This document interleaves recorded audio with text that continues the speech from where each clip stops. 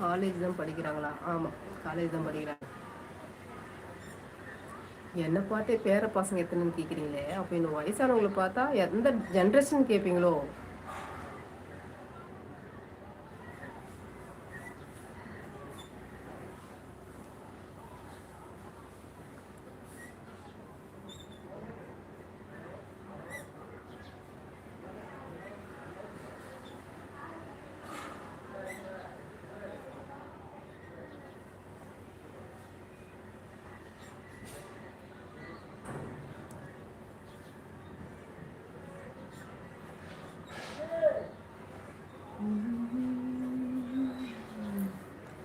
அம்மா, நிஜமாகவே உங்களை பார்த்தா பேர பசங்க இருக்கிற மாதிரி தான் இருந்துச்சு, அதான் கேட்டேன்.